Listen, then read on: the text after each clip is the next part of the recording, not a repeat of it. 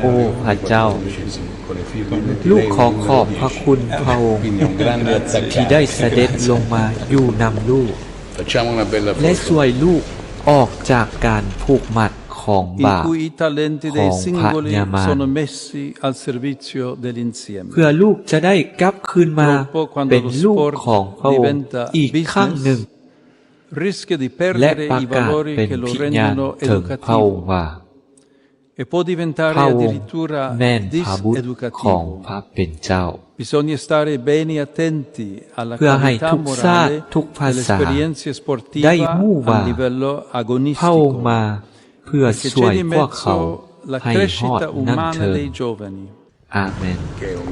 Conosciuto dallo schermo, l'ho visto tante volte. Lui è profondamente cattolico, uno che crede in Dio